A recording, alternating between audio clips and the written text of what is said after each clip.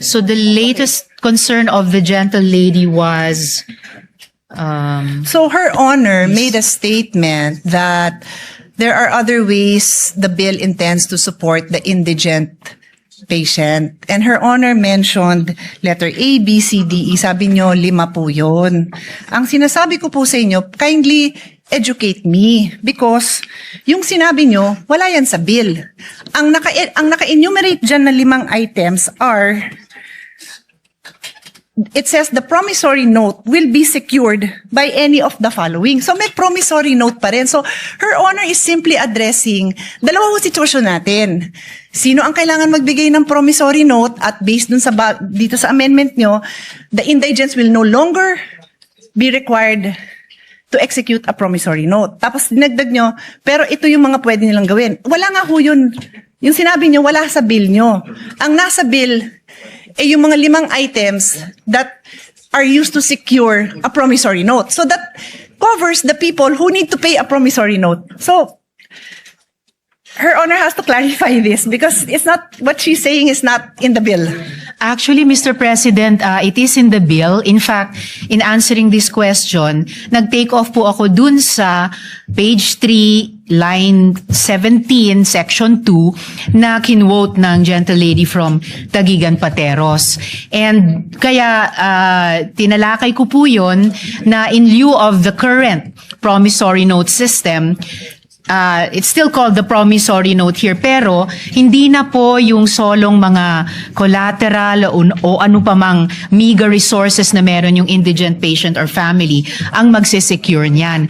Ang magbaback up na po nun ay yung mga social protection agencies at saka government financial institutions natin tulad ng SSS, GSIS, PCSO, DSWD, DOH. So in effect, Can Her the Honor promissory specific- note, if I may just complete Yeah, sure. this last sentence, the promissory note will no longer be issued by their lonesome nga po ng indigent patient and family, then bahala na sila sa buhay nila kung paano i-honor. In a way, it will be for the benefit of the hospital na mayroong, hindi yung mahirap na iyon, pero may government institutions na nagsisiguro sa kanila na you will be paid, Mr. President.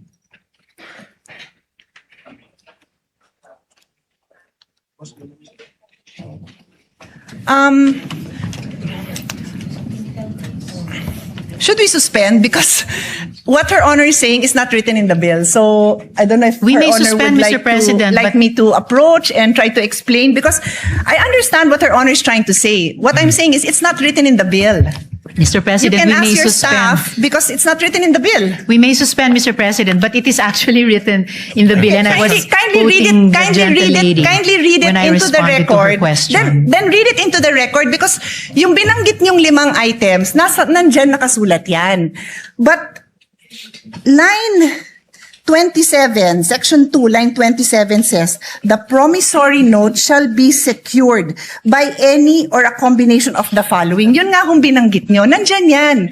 But it says a promissory note will be secured. My question was, paano mabubuhay ang mga ospital kung wala ng promissory note? Hindi nyo pwedeng ibato ito kasi ito sabi, the promissory note will be secured by the following.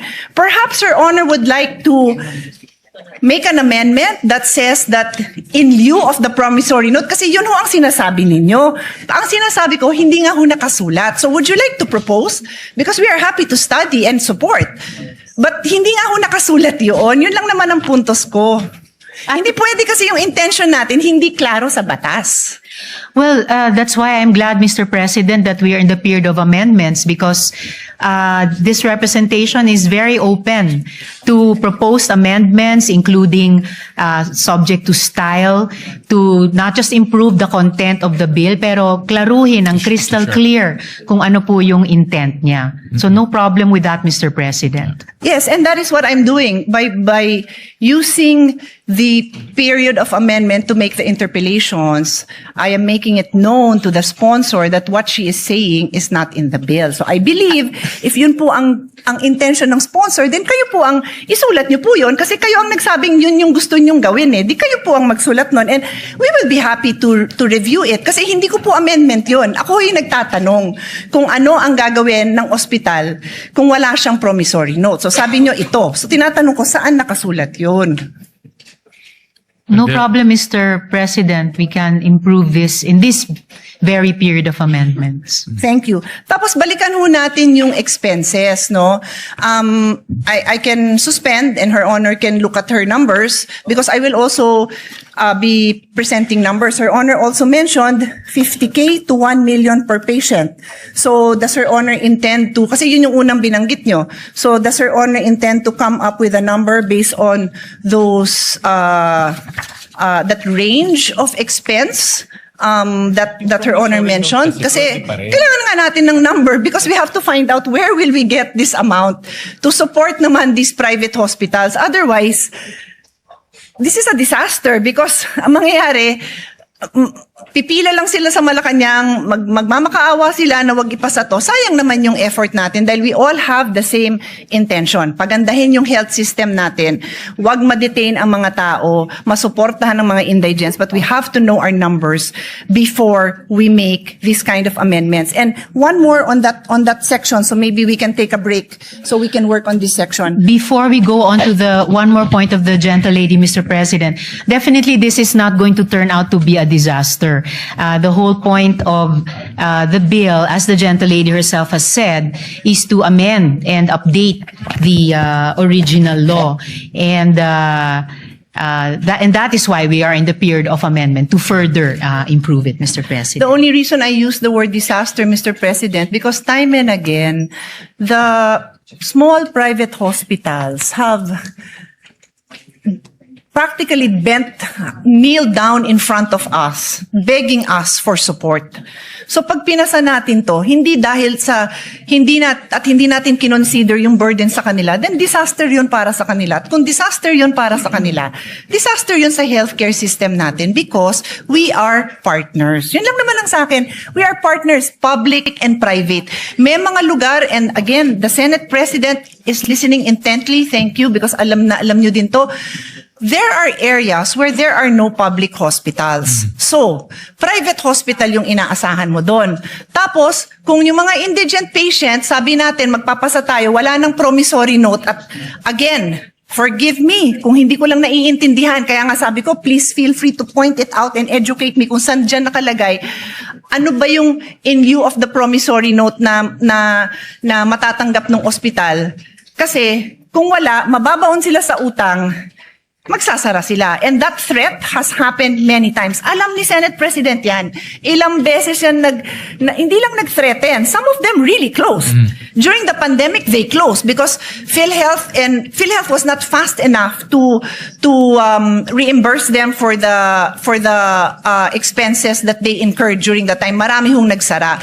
So I'm just banking on experience to ensure that what we pass is a responsible response to this issue. So before I leave section 2, ang idadagdag ko is, did Her Honor take up during the hearings this possible amendment na lahat ng indigent patients wala ng promissory note? Na-take up ho ba yan sa hearing so that you would be able to hear the concerns of the different sectors, including the small private hospitals, the small clinic owners, yung mga lying-in clinic.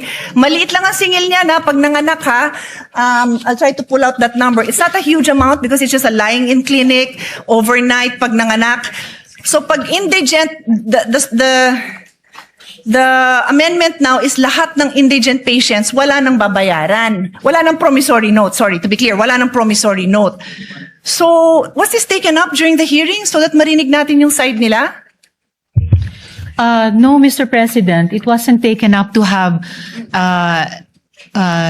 no promissory notes. The change, Mr. President, was that, as I mentioned earlier, hindi na po mag-isang mag-i-issue ng promissory note ang mahirap kahit sapilitang magkakabit siya ng kakarampot na nga na pagmamayari niya bilang di umanong collateral. Ang magbaback up na po ng promissory note, which is now more a document for the benefit of the hospital, ay ito nga pong mga social protection at saka government financial institutions na binanggit ko po kanina. So, ang ibig niyo, Mr. so two President. things I want to establish. Number one, hindi niyo nga na-take up yan. Pero ang impact nito napakalaki sa private hospitals. Wala silang chance na marinig ang side nila kasi hindi yan na-take up during the hearing. Ang sa akin naman po, I understand, no? May liberty naman po tayo mga parliamentarians na ma-take up sa floor ang mga iba-ibang amendment. Naintindihan ko naman po yun. Pero pag napakabigat nung impact, it's either na-take up yan sa hearing or bibigyan natin sila ng time na mabigay din nila yung posisyon nila dito kasi sobrang laki talaga ng impact sa kanila. Please give me the number of private hospitals. 864 private hospitals. There are 864 private hospitals spread out all over the country. And like I said, there are certain areas where there are no public hospitals. So ang tatakbuhan lang ng tao, private hospitals. So kung hindi sila narinig sa hearing, sana man lang marinig din natin yung posisyon nila on this issue. And before, as I said, I leave Section 2. Your Honor if keeps... the gentle lady would allow, Of before course. we move to another No, I'm not leaving yet. point. I have another point on Section 2. If I may just respond to this latest point. I did not say po na hindi inimbita ang mga private hospitals. We did invite them to the hearing, and as far as we can remember, they had no opposition to changing the promissory note system, and in large part changing it by backing it up, hindi sa collateral ng mga mahihirap na, kundi yung guarantee at financial capacity ng mga government financial institutions at saka social protection agencies. Ang sinabi ko pong hindi ay hindi natalakay ang isang no promissory note system. But did we invite the private hospitals? We did po, Mr. President. Yes, thank you for clarifying that. Maganda namang clarification yon kasi magandang napapakita naman natin na naimbita naman. Pero yung topic na yan, hindi na pag-usapan. And if Her Honor, again, may clarify, ano ho ba yung version ng bill na natalakay doon?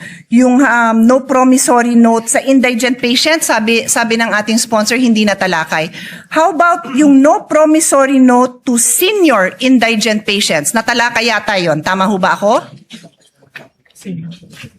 Yes, Mr. President, tinalakay po para sa senior citizens. So ang pagkakaintindi po natin, and again, correct me if my understanding is wrong, ang na-bring up at ang alam ng mga nag-attend ng hearing is that i-consider yung no promissory note sa senior indigent patient. Kaya lang, pagdating na sa committee report, naging indigent patients lahat na. Kaya nga pati yung example ko na maternity lying in clinic, kasama na rin po dyan. Ang laki rin ho ng tama nila. When I said 800 plus hospitals, That's hospitals. yung sinabi kong 864 na establishments, mga hospital po yun. Hindi pa kasama dyan yung lying in. Baka mas marami pa. So that's why I'm just asking, do we know? And I'm not a stickler for kailangan na take up yan sa hearing. Pero ang sa akin, I am a stickler for narinig ba natin yung concerns nila at yung side nila. If merong mag-advocate for them here, that's okay. If the sponsor has information that can assure us that protected din naman yung interest nila, that hindi naman sila mababankrupt, open naman din po tayo doon. That's the only reason I bring it up, Mr. President. Now, Yes, Mr. President, I do appreciate that. And kaya nga po, the bill, gusto niyang i-bring in yung financial power at stability ng mga government financial institutions natin, including nga po the pension institutions and the social protection departments.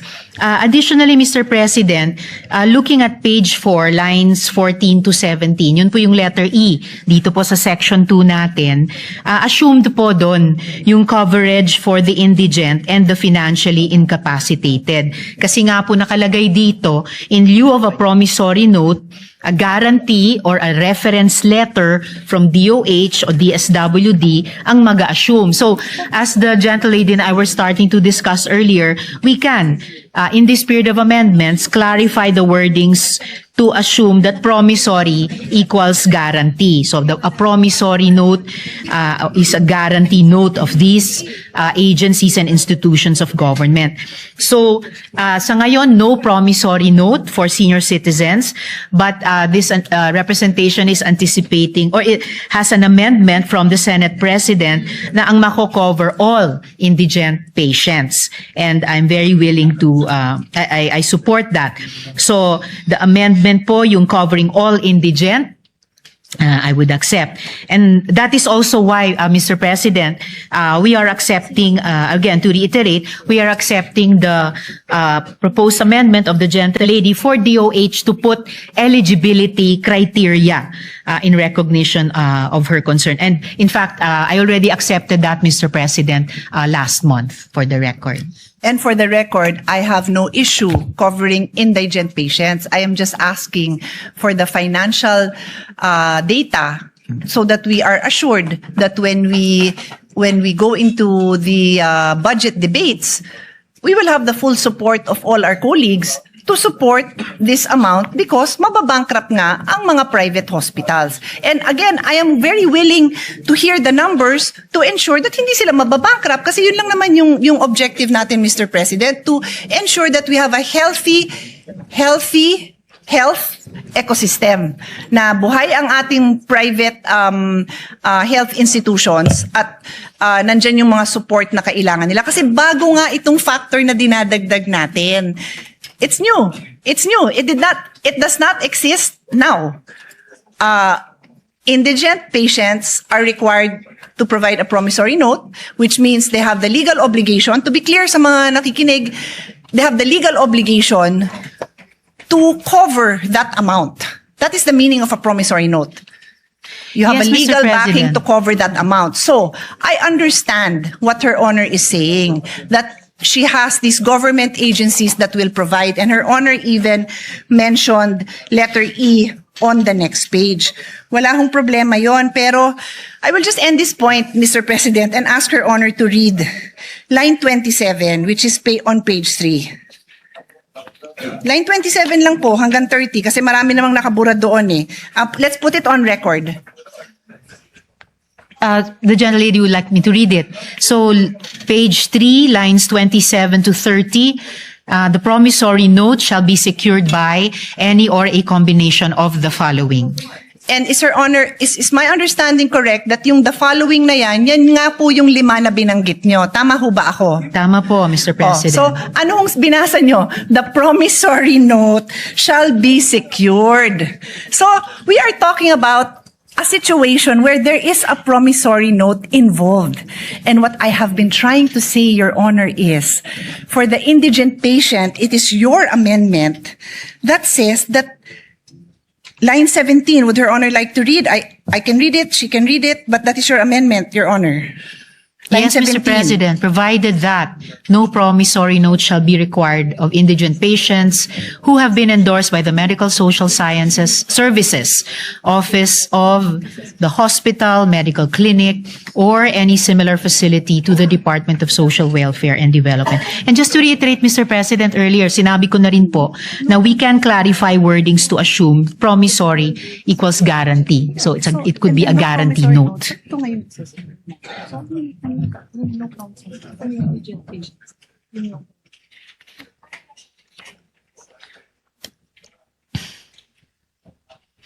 Saka wala rin naman pong changes sa Yes. Mr. President, assuming no sa budget allocation dahil nasa loob naman ng DOH at DSWD budgets yung MAIFIP at AIX respectively nila. Yun po yung intent din sa bill na to. Mr. President, Your Honor just read line 17, no promissory note shall be required of indigent patients. So paano sila mag-a-avail nung nasa line 27 nga na pinasa nyo? Eh yun nga yung provision that requires a promissory note. It simply elaborates what can be, what security is allowed. Yun lang mo pinopoint out natin. Kasi Her Honor keeps on pointing to the alternatives to a promissory note. Wala nga hong nakasulat sa batas nyo na ganon because Section 27, which you just read, Her Honor just read into the record, refers to the security of a promissory note. That's So why, you Mr. might require President, another provision, Your Honor. I am just trying to put into words your intentions kasi kayo ho ang may intention na ito eh. although, Mr. President, as I already mentioned earlier, yung in terms of yung wording, yung language ng bill, pwede na nga pong palitan yung promissory note with guarantee note just to indicate nga na hindi na po ito yung kasalukuyan, hindi nga dating kasalukuyang sistema na sapilitang pinapapirma yung mahirap na pasyente o pamilya niya ng promissory note. Kahit halos wala siyang maidikit na collateral dyan. So if it makes it clearer, change promissory note to guarantee note. And of course, kung saan sa bill nag-a-appear yung salitang promissory, papalitan din ng salitang guarantee note. Ang importanteng pagbabago, Mr. President, ay pinapasok na po natin yung financial backing nitong mga pension systems at nitong mga government agencies, nitong mga government financial institutions, na ito yung magsaspare dun sa mahirap na pasyente at pamilya niya na sapilitang magpirma ng promissory note. Ito rin yung assurance sa ospital, pati yung mga private hospitals na definitely mababayaran sila. Kung tama po yung estimation po namin na 7 to 10 billion pesos ang financial implication, particularly sa mga private hospitals. Certainly, pag sinuma natin yung financial might nitong nakalista sa 5 letters dito, kakayanin po nilang garantyahan yan. And yan ang assurance na mababayaran ang mga ospital sa mga serbisyong ibinibigay nila sa mga indigents, Mr. President.